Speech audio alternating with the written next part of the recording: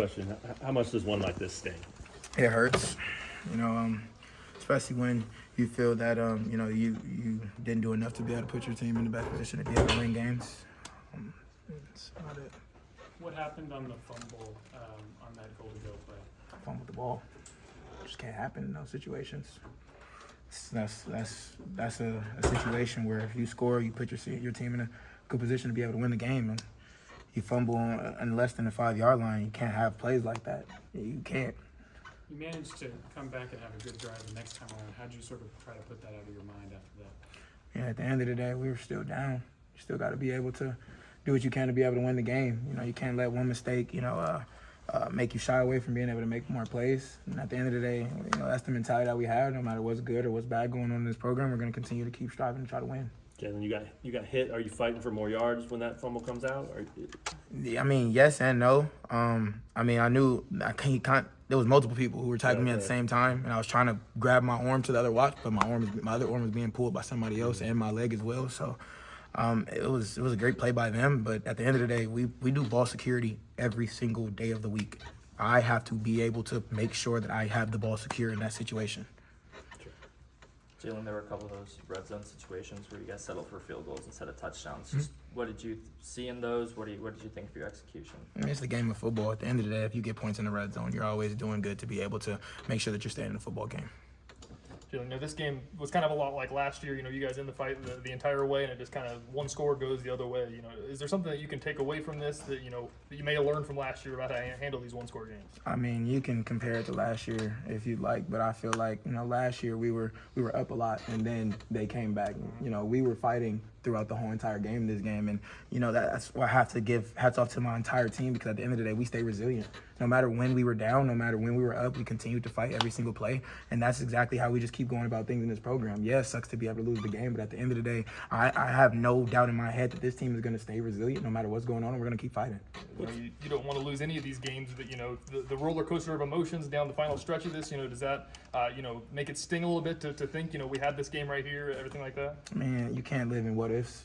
Living in what ifs don't get you anywhere. At the end of the day, what happened, and we have to be able to grow from what happened. What's the mindset with 29 seconds left? You still got a shot. Yeah, I have to be able to get the ball out there. I can't take a sack. I can't take it wasn't a sack on the very first play, but at the end of the day, we have to get the ball out of bounds. If it's not there, throw it out of bounds or try to give it to somebody.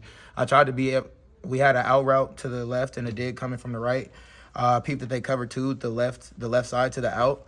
I probably had my check down right there. I got to be able to see it on film. And I probably would have been able to take that right there and be able to go out of bounds. But for me, I was trying to be able to get a chunk play. I knew we had one timeout left for 28 seconds, and we're already starting, I believe, on the 25-yard line. And we have to be able to get our field goal, our kicker in field goal position. The way you guys move the ball, 600 yards offense, did you feel in that huddle before that drive, like, this is doable? 100%. At the end of the day, you never go in, no matter what play, no matter where you are on the scoreboard, you never go in thinking, all right, bro, it's not going to work. Right. You have to go in with positivity, and that's kind of where it was in the huddle. Like, at the end of the day, we didn't really care how much time was left. We felt like we were still be able to win the game. The amount of time you guys spend on these late game situations, I guess, how challenging is it not to get, tangible rewards for all that time spent? What do you mean by tangible rewards? In these close games, you're not coming out on top, even with the time you guys spend on these 2-minute. How do you deal with that? It doesn't really matter how much you're working hard on something. Things are going to happen.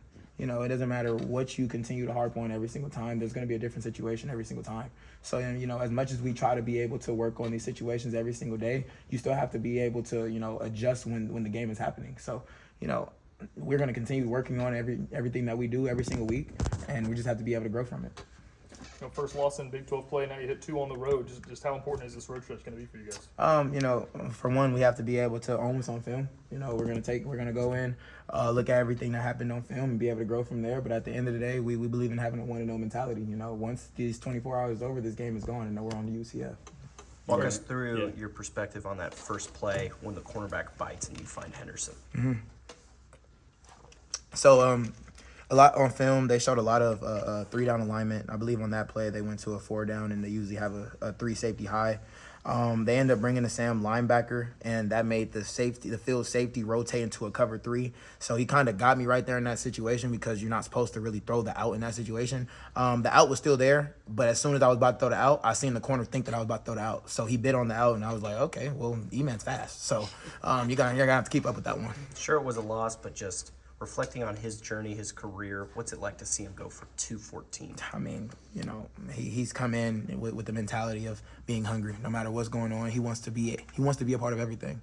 The extra work, the extra film, the extra studies, the extra everything. Everything that he can do to be able to put the team in the best position is what he's going to continue to do. And I think that just showed out on the field today.